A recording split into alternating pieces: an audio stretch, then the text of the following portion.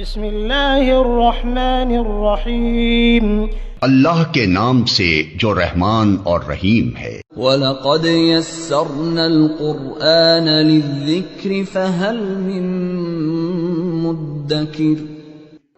ہم نے اس قرآن کو نصیحت کے لیے آسان ذریعہ بنا دیا ہے، پھر کیا ہے کوئی نصیحت قبول کرنے والا؟ اس میں اس طرح بھی اشارہ ہو سکتا ہے کہ یہ ایک ایسا واقعہ تھا جو تمام جہان میں یہی ایک منفرد واقعہ جو پیش آیا کہ اللہ نے ان کو بغیر باپ کے پیدا فرمایا۔ تو للعالمین میں اس طرف اشارہ ہے کہ ایسا واقعہ عالم میں ایک ہی ہے، اور یہ نشانی اللہ کی قدرت کی کہ بغیر باپ کے پیدا فرمایا۔ انما امرہ اذا اراد شیئا ان یقول له کن فیکون، کہ اللہ تعالیٰ نے کہا کن ہو جا تو بس ہو گیا۔ اتنا عظیم جہاں ایک اور سوال بھی ہے جو کہ بعض تفسیروں میں نقل ہے، تفسیر مدارک میں ہے کہ یہاں جملہ یوں نہیں ہے کہ وَجَعَلْنَاهَا وَابْنَهَا آیَتَيْنِ، ہم نے ان کو اور ان کے بیٹے کو بنایا دو نشانیاں، جیسے اللہ نے فرمایا سورۃ بنی اسرائیل میں کہ وَجَعَلْنَا اللَّيْلَ وَالنَّهَارَ آیَتَيْنِ، ہم نے بنایا دن اور رات کو دو نشانیاں۔ مگر یہاں آیتین کی جگہ جو آیتن ہے یہ اس لیے کہ لِأَنَّ حَالَهُمَا بِمَجْمُوعِهِمَا آیَةً وَاحِدَةً، ان دونوں کو ملا کر اللہ نے گویا ایک عظیم کا مجموعہ، ایک عظیم نشانی اور آیت قرار دیا۔ اِنَّ هَٰذِهِ أُمَّتُكُمْ أُمَّةً وَاحِدَةً، بے شک یہ انبیاء کی جماعت، ان ہذی بے شک یہ انبیاء کی جماعت، امتکم تمہاری جماعت ہے، امۃ واحدہ، اس حال میں کہ یہ ایک ہی جماعت ہے۔ امتن کا ایک معنی ہے جماعت، اور امتن کا معنی دین اور طریقہ بھی۔ عبداللہ بن عباس سے مروی ہے کہ یہاں امتن کا معنی دین ہے۔ بے شک یہ اسلام تمہارا دین ہے، یہ انبیاء کا طریقہ تمہارا دین ہے، اس حال میں کہ امت واحدہ کہ وہ ایک ہی دین ہے، اس دین میں کوئی اختلاف نہیں ہے۔ تو بے شک یہ انبیاء کا طریقہ اور یہ اسلام اور یہ توحید امتکم تمہارا دین اور تمہارا طریقہ ہے، لہذا یجب ان تکونوا علیہا، لازم ہے کہ تم اسی طریقے پر رہو۔ تمام انبیاء کا دین ایک تھا، یعنی باعتبار عقیدہ کے اور باعتبار اصول کے تمام انبیاء علیہ السلام کا دین ایک ہی دین ہے، اور وہ یہ کہ اللہ وحدہ لا شریک ہے، اور اس اللہ ہی کی بندگی اور عبادت ہونی چاہیے، اور اس اللہ ہی کی بندگی کرو۔ یہ جو عقیدہ ہے، اور آخرت قائم ہونے والی ہے، اور تمام انبیاء وہ اللہ تعالیٰ کے پیغمبر ہیں تو اللہ نے مخلوق تک دین پہنچانے کے لیے بھیجا ہے، یہ سب تمام انبیاء مل کر ایک ہی دین ہے۔ انبیاء علیہ السلام نے مختلف زبانوں میں مبعوث ہو کر فرقے نہیں بنائے، بلکہ تمام انبیاء نے ایک ہی جماعت کی تعلیم دی اور ایک ہی اصول اور ایک ہی عقیدہ عبادت سمجھایا، رب کی عبادت ہی کی تعلیم۔ لہذا یہ الزام کہ فلاں نبی کے زمانے میں تو یہ مسائل رہے اور فلاں کے یہ مسائل رہے اور فلاں کے یہ مسائل رہے، اور انبیاء نے گویا کہ مختلف جماعتیں بنا کر لوگوں کو تقسیم کیا، اس الزام کی تردید کرتے ہوئے اللہ نے فرمایا کہ تمام انبیاء کی جماعت ایک ہی جماعت تھی، اور تمام انبیاء کا طریقہ ایک ہی طریقہ تھا، اور ان کے اصول اور ان کے عقائد ایک ہی تھے، اور وہ یہ کہ وَأَنَا رَبُّكُمْ فَاعْبُدُونِ، وَأَنَا رَبُّكُمْ فَاعْبُدُونِ، یہ اس ایک طریقے کی وضاحت ہے۔ حاصل تمام انبیاء علیہ السلام کے دین کا یہ کہ میں تمہارا رب ہوں، بس میری ہی عبادت کرو۔ اور یہی وہ بات ہے جو نبی صلی اللہ علیہ وسلم نے فرمایا کہ نحن معشر الانبیاء اولاد اللہ دیننا واحد، ہم انبیاء کی جماعت اللہ اولاد ہیں، اللہ کی بہن بھائی ہیں، باپ شریک بھائی ہیں، باپ شریک ہے، ہمارا باپ ایک ہے، اور جیسے کسی کے کا باپ ایک ہو اور مائیں الگ ہو، سب بھائی ہوں، تو اسی طرح ہم تمام انبیاء کا دین اصول کے اعتبار سے عقائد کے باب میں، توحید پر، عبادت الہی میں، آخرت میں، رسالت میں وہ ایک ہے۔ ہاں فروعی مسائل اور بعض ادیان میں مختلف جو فروعی اختلافات رہے ہیں وہ رہے ہیں، لیکن جعلنا شرعۃ ومنہاجا، مگر وہ پھر قوالیت نہیں ہے۔ اور یہی وہ بات ہے جو ہم نے اس سے پہلے بھی ایک مجلس میں پھر قوالیت کی پوری تشریح کرتے ہوئے بیان کی تھی کہ فروعی مسائل میں اختلاف کے باوجود دین ملت واحدہ ہے۔ اصل تو عقائد ہیں، اصل اصول ہیں، عقائد اور اصول اور اجماعی باتوں میں اگر سب متفق ہیں تو سب ایک ہیں اور سب ایک ہی جماعت ہے۔ اور یہ اس کی نظیر ہے کہ جس طرح انبیاء علیہ السلام کہ مختلف زمانوں میں مختلف فروعی مسائل میں فرق رہا، باوجود اس کے اللہ نے فرمایا ہے کہ ان ھذہ امتکم امۃ واحدہ۔ کیوں؟ اس لیے کہ سب کی تعریف عبادت اور توحید کی اور عقائد میں ایک ہی ہے۔ لہذا اگر اس دین میں رسول اللہ صلی اللہ علیہ وسلم کے ارشادات کی تحقیق کرتے ہوئے اگر مختلف روایات کی تحقیق میں مختلف آراء اور فروعی مسائل کا اختلاف جو دور صحابہ سے بعض مسائل میں چلا آ رہا ہو، اگر وہ رہے تو وہ وحدت امت کے خلاف نہیں، وہ پھر قوالیت نہیں، بلکہ وہ تو وسعت ہے، وہ تو مزید وسعت ہے اور گنجائش ہے، اور اللہ کے دین میں وہ فطری گنجائش پہلے سے موجود ہے۔ وہ تب پھر قوالیت بنے گی جب اس کو آپ زبردستی ایک دوسرے کو گمراہ کرنے کا ذریعہ بنائیں گے، اور وہ نہیں ہونا چاہیے، ورنہ باوجود اختلاف کے امت واحدہ ہے۔ اصولی تعلیمات میں وحدت ہونی چاہیے، یہ تعلیم اس آیت میں موجود ہے۔ اور اسی طرح کی آیت سورۃ مومنون آیت نمبر 51 اور 52 میں بھی ہے۔ وَتَقَطَّعُوا أَمْرَهُمْ بَيْنَهُمْ كُلٌّ إِلَيْنَا رَاجِعُونَ۔ وَتَقَطَّعُوا، اور انہوں نے اختلاف کیا، أَمْرَهُمْ اپنے دین میں، وَقَطَّعُوا أَمْرَهُمْ یعنی اختلفوا فی الدین، تفسیر زاد المسیر، اور مدارک میں سوالوا فرقا وأحزابا۔ انبیاء تو ایک ہی ملت اور ایک ہی دین لے کر آئے تھے، لیکن لوگوں میں سے بعض نے نبیوں کو مانا اور بعض نے نہیں مانا، اور بعض نے کچھ نبیوں کو مانا اور کچھ کا انکار کر دیا، اور لوگوں نے ہی یہودیت اور نصرانیت اور مجوسیت اور مختلف خدا بنا کر وحدت امت کو پارا پارا کر دیا کہ اصولی عقائد سے اختلاف کیا، ورنہ دین جو دین توحید ہے اس پر تو تمام انبیاء متفق تھے۔ وَتَقَطَّعُوا أَمْرَهُمْ یعنی وَتَقَطَّعُوا فِي أَمْرِهِمْ، اور یا تقطعوا قطعوا کے معنی میں۔ وَتَقَطَّعُوا أَمْرَهُمْ، اور انہوں نے اختلاف کیا أَمْرَهُمْ اپنے دین میں۔ ابن کثیر میں کچھ لوگ مصدق بن گئے اور کچھ مکذب بن گئے۔ تفسیر مدارک میں ہے کہ صاروا فرقا وأحزابا، مختلف فرقے اور گروہ بن گئے، کچھ یہودی، کچھ نصرانی، کچھ مجوسی، کچھ بت پرست۔ یہ ساری مثالیں تفسیر فتح القدیر میں نام لے کر یہ مثالیں دی۔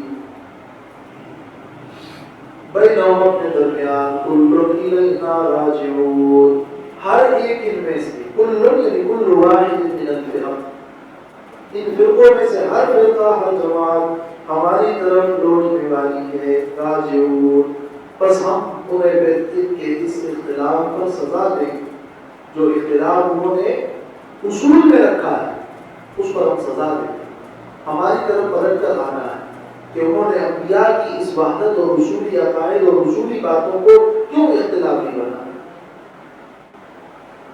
وَمَن يَعْمَلْ مِنَ الصَّالِحَاتِ وَهُوَ مُؤْمِنٌ، بس جو کوئی عمل کرے جس نے عمل کیا من الصالحات نیک اعمال میں سے، من الصالحات من الصالحات شیئا، جو کوئی عمل کرے گا صالحات اور نیک اعمال میں سے، وہ مومن، لیکن شرط یہ ہے کہ حال یہ ہے کہ وہ مومن، بغیر ایمان کے تو کوئی عمل قبول نہیں ہوتا، توحید کے بغیر تو کوئی عمل قبول نہیں ہوتا۔ تو دین توحید کی دعوت کے بعد عمل کی ترغیب دی جا رہی ہے، اور ساتھ میں یہ شرط لگائی کہ وہ مومن۔ وَلَا كُفْرَانَ لِسَعْيِهِ، تو نہیں ہے ناشکری، نہیں ہے بے قدری اس کے عمل کے لیے، اس کی سعی کی ناقدری نہیں کی جائے۔ کفران کا جو لفظ ہے اس کا ایک معنی تو انکار ہے، ابن قتیبہ سے مروی ہے کہ یہ لا نجحد ما عملا، انہوں نے جو عمل کیا ہم اس کا انکار نہیں کریں گے کہ تم نے یہ عمل نہیں کیا۔ لا کفرانہ کا دوسرا معنی ہے جو ابن کثیر میں ہے کہ لا یکفر سعیہ وہو عملہ بل یشکر، کوئی ناشکری اور بے قدری اس کے عمل کی نہیں کی جائے بلکہ اس کے عمل کو قبول کیا جائے۔ اور فلا کفرانہ کا تیسرا مفہوم ہے کہ لا حرمان و تزکیر، کوئی محرومی اور ضائع ہونا نہیں ہے اس کے عمل کے لیے، اس کا کوئی عمل ضائع نہیں ہوتا۔ مطلب اس کا ایک ہی نہیں ہے انکار، نہیں ہے بے قدری، نہیں ہے محرومی، لسعیہ اس کے سعی اور اس کی کوشش اور اس کے عمل کے لیے۔ یہاں پر مومن بہت امپورٹنٹ ہوگا نا، وہ مومن کہ وہ پھر اس کو ہم ایمان ڈیفائن کریں گے، صرف اللہ کو ماننے والا ہوگا تو کافی ہوگا، یا رسول اللہ کو ماننا ضروری ہوگا؟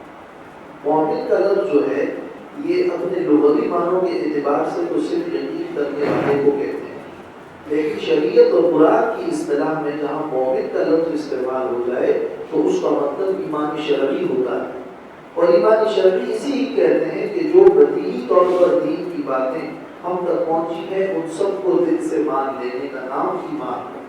تو وہ مومن، یہ ایمان شرعی اور ایمان قرآنی ہے، لغوی صرف ماننا نہیں، یعنی وہ اعتبار عقیدہ کے وہ ایمانیات کو ماننے والا ہو اور دین کی جو ضروریات ہے اس کا منکر نہ ہو، ورنہ ضروریات دین کا انکار کرنا تو کفر ہے۔ ایکچولی بحث کرتے ہیں لوگ، جیسے مدر ٹریسا ہیں، اللہ کو تو مانتے لیکن ظاہری بات عیسائی نہیں۔ وہ دوسرا سوال ہے کہ آیا ایمان جو صورت مائدہ اور بعض دوسری آیتوں کی روشنی میں بعض لوگ بھی استدلال کرتے ہیں کہ جو کوئی بھی ایمان لایا اللہ پر اور یوم آخرت پر تو بس یہ اس کے لیے کافی ہے، اور ایمان بالرسول کو درمیان میں سے نکال دیتے ہیں، لیکن وہ استدلال ان کا مکمل غلط ہے، اس لیے کہ ایمان شرعی میں یہ بات لازم ہے کہ رسول اللہ صلی اللہ علیہ وسلم کو مان لیا جائے اور آپ پر بھی ایمان لایا جائے۔ امام مسلم نے ایک باب قائم کیا ہے جس کا نام ہے کہ باب الایمان بوجوب الایمان بمحمد، یعنی وہ ایک باب قائم کیا ہے جس میں اس بات کی ترغیب دی گئی ہے کہ یہ وہ باب ہے جس میں ایسی احادیث نقل کی جائے گی کہ محمد رسول اللہ صلی اللہ علیہ وسلم پر بھی ایمان لانا واجب ہے۔ چنانچہ اس میں یہ حدیث نقل کی ہے کہ نبی صلی اللہ علیہ وسلم نے فرمایا کہ قسم ہے اس ذات کی جس کے ہاتھ میں میری جان ہے، تم میں سے کوئی شخص یہودی ہو یا نصرانی ہو اور میرا ذکر اس تک پہنچے اور وہ پھر بھی مجھ پر ایمان نہ لائے تو وہ کافر ہے اور وہ ایمان میں مسلمان نہیں ہوگا اور اس کو اللہ جہنم میں ڈالے گا اور داخل کرے گا۔ تو وہاں صاف وضاحت ہے کہ کوئی اگر یہودی اور نصرانی بھی ہو اور میرا ذکر سنے اور پھر مجھ پر ایمان نہ لائے تو مسلمان نہیں، کافر ہے اور آگ میں جائے گا۔ اس طرح کی احادیث سامنے رکھنا۔ اسی طرح قرآن مجید میں ان لوگوں کے بارے میں جو کہ رسولوں کے درمیان فرق کرتے ہیں ان کے بارے میں فرمایا ہے کہ اولئک هم الکافرون حقا، ایسے لوگ پکے کافر ہیں جو کہ رسولوں میں سے بعض کو مانتے ہیں اور بعض کو نہیں مانتے. اور ایسے ہی کامیابی کے لیے نبی امی پر ایمان لانے کا تذکرہ سورۃ الاعراف میں موجود ہے. تو قرآن اور حدیث میں اور کسی بھی قانون میں آپ تمام دفعات کو اور تمام ہی سیاق و سباق کو اور دوسری احادیث کو اور آیات کو تشریح میں مد نظر رکھ کر ہی کسی آیت کی تشریح کریں گے، ورنہ کسی ایک جگہ ایک بات ذکر ہونے پر اس کا مطلب یہ نہیں ہوتا کہ آپ اس میں سے استدلال کر کے دوسری تمام جگہوں کو نظر انداز کر لیں. یہ کسی کتاب یا کسی قانون کی وضاحت کا بالکل غلط طریقہ ہے. چنانچہ یہاں وَهُوَ مُؤْمِنٌ کا جب لفظ آ گیا تو قرآنی اصطلاح اور شرعی اصطلاح کے مطابق رسول اللہ صلی اللہ علیہ وسلم پر ایمان لانا اس میں خود بخود داخل و شامل ہے. تو اگر کوئی صرف اللہ کو مانتا ہے اور آخری رسول صلی اللہ علیہ وسلم پر ایمان نہیں لاتا تو وہ اسلام کی روح سے وہ بھی کافر ہوگا. وَإِنَّا لَهُ كَاتِبُونَ اور بے شک ہم اس صحیح کو لکھنے والے ہیں. لہو کی ضمیر کا مطلب اس صحیح کو، ہم اس عمل کو لکھنے والے ہیں. عمل ناموں میں فرشتے اس کو لکھ رہے ہیں اور کرام کاتبین اس کو لکھ رہے ہیں اور تمہارے اعمال کا حساب تیار ہو رہا ہے تاکہ تم پر وہ حجت بن سکے. وَحَرَامٌ عَلَىٰ قَرْيَةٍ أَهْلَكْنَاهَا أَنَّهُمْ لَا يَرْجِعُونَ. مومنین کی حالت ذکر کرنے کے بعد اس آیت میں مجرمین کی حالت کو بیان کیا جا رہا ہے. اور جب فرمایا کہ کل الینا راجعون، سب لوگ ہماری طرف پلٹ کر آنے والے ہیں، تو اس آیت میں فرمایا کہ جو لوگ مر گئے اور ہلاک ہو گئے وہ دوبارہ دنیا کی طرف پلٹ کر نہیں آئیں گے. وہ حرام اور لازم ہے. حرام کا معنی حرام اور ناممکن بھی ہوتا ہے، لیکن حرام کا معنی واجب اور لازم اور مقرر بھی ہوتا ہے. اس آیت میں حرام کا معنی واجب اور لازم ہے. وہ حرام اور لازم ہے، مقرر ہے، واجب ہے. اللہ قریت اس بستی والوں پر، اہلکنا آج اس بستی کو ہم نے ہلاک کر دیا ہے اور وہ مر گئے ہیں، تو ان پر یہ لازم ہے، ان کے لیے یہ لازم ہے انہم لا یرجعون کہ وہ نہیں لوٹ کر آئیں گے دنیا کی طرف. دنیا کی طرف دوبارہ واپس پلٹ کر آنا نہیں. اللہ کی طرف نہیں پلٹ. کئی معنی ہے اس آیت میں، کئی سوال اشکالات اور توجیہات ہیں، لیکن مشہور توجیہ اور بے غبار توجیہ جو اس آیت میں ہے وہ یہ کہ وہ حرام علی قریۃ لازم ہے بستی پر جن کو اللہ نے ہلاک کر دیا کہ وہ پلٹ کر دنیا میں نہیں آئیں گے. اگر حرام کا معنی یہ ہو جائے کہ حرام اور منع ہے تو پھر تو اس کا معنی یہ ہوا کہ بستی والوں پر یہ منع ہے کہ وہ دنیا میں پلٹ کر نہیں آئیں گے. تو اس کا مطلب تو یہ ہوا کہ ہلاک شدہ بستیوں کا دنیا کی طرف پلٹ کر آنا جب حرام اور منع ہو تو واپس آنا گویا واجب ہوگا، وہ آئیں گے. جب حرام ہے کہ انہم لا یرجعون وہ دنیا کی طرف پلٹ کر نہیں آئیں گے، یہ حرام ہے کہ وہ پلٹ کر نہیں آئیں گے، تو معنی یہ لازم ہے کہ وہ پلٹ کر آئیں گے. تو پھر اشکال ہے. ظاہر ہے کہ یہ معنی تو مراد نہیں ہے کہ دنیا میں واپس پلٹ کر آنا. اس لیے بعض مفسرین کہتے ہیں کہ حرام اپنے معنی پر ہو اور لا یرجعون میں جو یہ لا ہے یہ زائدہ ہے. عربی میں کبھی لا زائدہ استعمال ہوتا ہے برائے تاکید نفی کے، تو اس لا کا مفہوم یہاں مراد نہیں ہوگا. تو معنی یہ ہوگا کہ وہ حرام اور حرام ہے اور ناممکن ہے بستی والوں پر جن کو ہم نے ہلاک کر دیا ہے انہم لا یرجعون کہ وہ واپس پلٹ کر آئے دنیا میں، پلٹ کر آئے دنیا میں. یہ ناممکن ہے کہ وہ پلٹ کر آئیں، پلٹ کر نہ آئے کی جگہ پلٹ کر آئیں، یہ ناممکن. اس صورت میں لا کو زائد ماننا پڑے گا. لیکن ابن عباس سے مروی ہے رضی اللہ تعالیٰ عنہ کہ حرام کا معنی ہے وجبا، یعنی قدر مقدرا ان اهل كل قرية اهلكوا انهم لا يرجعون الى الدنيا قبل يوم القيامة. تفسیر ابن کثیر. اس آیت کا یہ معنی ہے کہ واجب ہے بستی والوں پر کہ وہ دنیا کی طرف پلٹ کر دوبارہ نہیں آئیں گے. تیسری توجیہ اس آیت میں یہ بھی ہوئی ہے کہ وَحَرَامٌ عَلَىٰ قَرْيَةٍ أَهْلَكْنَاهَا أَنَّهُمْ لَا يَرْجِعُونَ. حرام ہے اس بستی پر جن کو ہم نے ہلاک کر دیا ہے، أَنَّهُمْ لَا يَرْجِعُونَ، کہ وہ اللہ کی طرف پلٹ کر نہیں آئیں گے. اللہ کی طرف پلٹ کر نہ آنا حرام اور ناممکن ہے، بلکہ وہ ضرور اللہ کی طرف پلٹ کر آئیں گے. تو پھر اس صورت میں لا یرجعون کا معنی ہوگا لا یرجعون الی اللہ. لیکن جو وجبہ والا معنی ہے اور لا یرجعون سے الی الدنیا، دنیا کی طرف پلٹنے والا معنی ہے، ابن عباس سے مروی بھی ہے، ابن جریر نے بھی اس کو ذکر کیا ہے، اور اگلی آیت میں جو حتی اذا فتحت ہے اس کے ساتھ موافق ہے. ورنہ پھر حتی اذا فتحت میں یا تو تعلیمات کرنی پڑے گی اور یا اس کو مستقل جملہ ماننا پڑے گا. اس سے پہلے ایک سوال، کل الینا راجعون، یہاں کہا جا رہا ہے کہ انہم لا یرجعون، تو اس کو میچ کیسے کریں؟ وہی نا انہم لا یرجعون الی اللہ، سب ہماری طرف آئیں گے. اور لا انہم لا یرجعون، یہ بات ناممکن ہے کہ وہ اللہ کی طرف نہ پلٹے اور نہ جائیں، اللہ کی طرف جائیں گے. اور اگر یہ معنی ہو جائے کہ سب ہماری طرف آئیں گے، سب ہماری طرف آئیں گے، جب یہ کل الینا راجعون میں فرمایا گیا تو اس کے بعد اس آیت میں فرمایا کہ دنیا کی طرف دوبارہ واپس آنا نہیں ہے، بلکہ اللہ کی طرف ہی پھر واپس تمہیں جانا. تو ربط تو دونوں صورتوں میں بن سکتا ہے کل الینا راجعون کے ساتھ.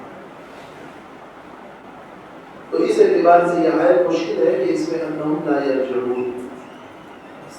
تفسیر تدبر قرآن میں ایک توجیہ اس کی گئی ہے کہ عربیت کے اعتبار سے عربی جملوں میں وہ توجیہ بہت زیادہ عام اور شائع ہے، اور وہ یہ کہ وَحَرَامٌ عَلَىٰ قَرْيَةٍ أَهْلَكْنَاهَا، حرام اور ناممکن ہے کسی بستی پر جن کو ہم نے ہلاک کر دیا ہے کہ وہ دنیا کی طرف پلٹ کر آئیں، کہ وہ دنیا کی طرف پلٹ کر آئیں، یہ ناممکن ہے.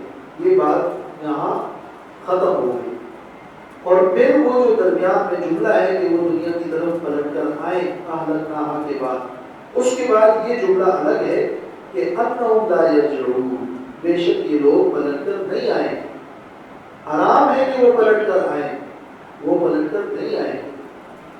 تو یہ درمیان میں وہ پلٹ کر آنے کا جو لفظ ہے یہ عربیت میں محذوف ہو جاتا ہے، اور اس قسم کے نظائر عربی زبان میں بہت ساری موجود ہیں. یہ مولانا امین حسن اصلاحی نے توجیہ کی ہے، اور یہ بھی بڑی عمدہ توجیہ ہے اس آیت میں.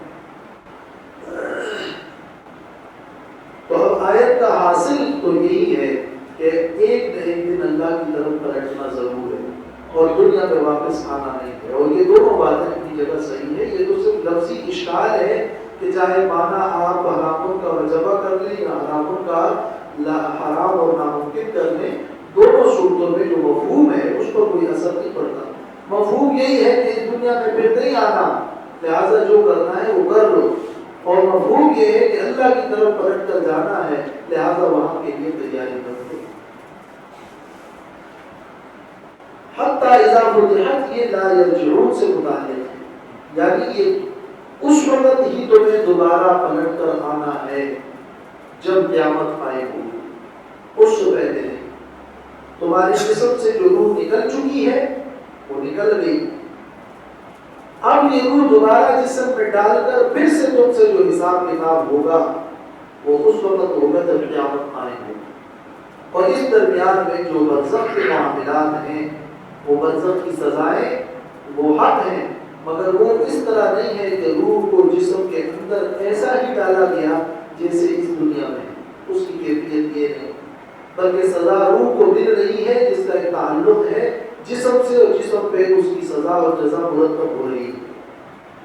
لہذا انہم لا یرجعون، یہ ناممکن ہے کہ دنیا میں دوبارہ تم پلٹ کر آؤ۔ ہاں یہ اس وقت ہوگا جب علامات قیامت، قریب قریب کی علامات قیامت ظاہر ہو جائے گی، اور اس وقت قیامت برپا ہوگی، تو پھر تمہیں دوبارہ تمہاری روح کو تمہارے جسم پہ ڈال دیا جائے گا، اور تم پھر رب تعالیٰ کے سامنے حاضر ہوں گے۔ تو لا یرجعون، یہ لوگ نہیں پلٹیں گے، پلٹ کر نہیں آئیں گے دنیا کی طرف، حتیٰ یہاں تک اذا فتحت یاجوج و ماجوج، کہ کھول دیے جائیں گے یاجوج اور ماجوج، وہم من کل حدب ینسلون، اور وہ ہر بلندی سے نکلتے ہوں گے اور دوڑ رہے ہوں گے۔ یہ قیامت کی نشانیوں میں سے ایک بڑی نشانی ہے یاجوج اور ماجوج، کیونکہ ان کی تفصیل ذرا تھوڑی طویل ہے، انشاءاللہ اگلی نشست میں ہم یاجوج ماجوج کے حوالے سے تفصیلی گفتگو کریں گے۔